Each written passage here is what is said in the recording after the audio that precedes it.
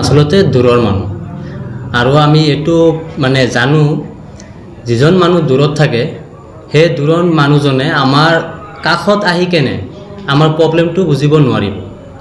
আমাৰ প্ৰব্লেমটো কোনে বুজিব পাৰিব? যিজন নেকি আমাৰ গাঁৱৰ মানুহ বা আমাৰ লোকেলৰ মানুহ, আমাৰ সমস্যাবোৰ সেইজন মানুহে সলভ কৰিব পাৰিব। সেইকাৰণে আমি কৈ আছোঁ যে কমল সিং নাৰ্জাৰী ছাৰক ভোট দি কেনে জয়যুক্ত কৰিব লাগে। এটোই মানে আহ্বান আমাৰ লোকেল মানুহৰ ওচৰত। স্যাৰ আমাৰ আজিৰ প্ৰেছ মিট ইয়াৰ মেইন উদ্দেশ্যটো হ'ল এইটো কোৱাৰ আগত মই এটা কথা ক'ব লাগিব। আমি বৰ্তমান কোনো দলৰ লিডাৰ্ছ নহয় বা ৱাৰ্কাৰ্ছ নহয় বা মেম্বাৰশ্বিপ নহয় বা কোনো সংগঠনৰ আমি এইবুলি জড়িত নাই। আমি প্ৰেছ মিটটো ইয়াৰ কাৰণে লৈছে যে হ'ব লগা অসম বিধানসভা ইলেকশ্যন, এই ইলেকশ্যনৰ আমাৰ যে বিজনী বিধানসভা সমষ্টি ইয়াত আমি দেখাবলৈ পাইছে মানে আমাৰ এই সমষ্টিত বৰ্তমান যে চলি থকা চৰ্চা এইটো হ'ল মানে চালানী আৰু লোকেল।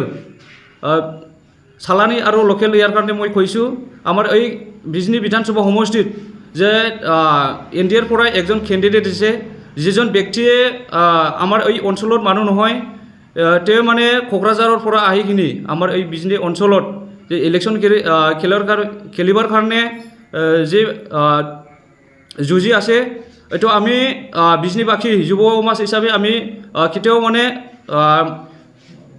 সহ্য কৰিব পৰা নাই। আমি বিজনীবাসী যুৱ সমাজ হিচাপে আমাৰ যি লোকেল মানে ভাল কেণ্ডিডেট আছে, ইয়াৰ ভিতৰত আমি একজন কেণ্ডিডেট বা কমল সিং নাৰ্জাৰী ডাঙৰীয়া টিকেটক আমি ছাপোৰ্ট কৰিব পাৰে যুৱ সমাজ হিচাপে ওলাই আহিছোঁ, যাহাতে আমি আহি থকা সময়ত যে আমাৰ যে বাহিৰত বা চালানী কেণ্ডিডেট টিকেট মানে বিজনীত আমাৰ বিজনী সমষ্টিত যিখিয়া এই অঞ্চলত বা এই সমষ্টিত MLA হৈ থাকিব নোৱাৰে।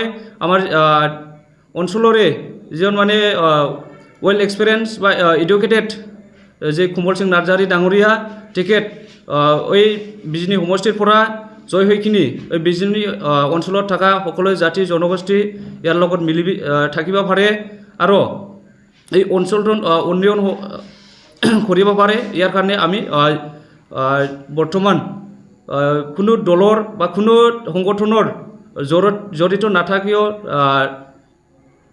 জড়িত নহ'লেও আমি যুৱ সমাজ হিচাপে কমল সিং নাৰ্জাৰী ডাঙৰীয়াক ছাপোৰ্ট কৰিব ওলাই আহিছোঁ। আৰু আমি এই বিজনী অঞ্চলত থকা সকলো জাতি জনগোষ্ঠীৰ ৰাইজ সকলক আমি অনুৰোধ একটাই, যাহাতে এই আহি থকা যি ইলেকশ্যন, এই ইলেকশ্যনত যাহাতে কোনো ৰাইজে আমাৰ এই বিজনী অঞ্চলত থকা কোনো ৰাইজে কোনো ভোটাৰ্ছে যে বাহিৰৰ কেণ্ডিডেট বা অৰূপ তেখেতক ভোট দি মানে এই অঞ্চলৰ পৰা জয় হ'ব নিদিয়ে, এইটো একটা অনুৰোধ কৰিছোঁ।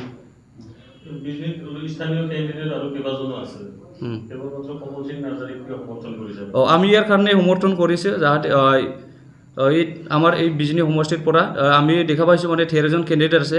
13জন কেণ্ডিডেটৰ পৰা যে বাকী কেইজন যে স্থানীয় কেণ্ডিডেট তেখেতসকলে মানে ইয়াত জিকাৰ কোনো সম্ভাৱনাই নাই। ইয়াৰ কাৰণে আমি যিজন কেণ্ডিডেটে মানে জিকাৰ সম্ভাৱনাই নাই, ইয়াৰ লগত আমি থাকি ইয়াত মানে যদি যায় বা আমাৰ ভোটটো বিভাজন হয়, তাহলে আমাৰ যে বাহিৰৰ কেণ্ডিডেট এই মানে জয় হৈ যাব। ইয়াৰ কাৰণে আমি বেলেগ বাকী কেণ্ডিডেট লগত আমি ছাপোৰ্ট কৰিব ওলাই অহা নাই।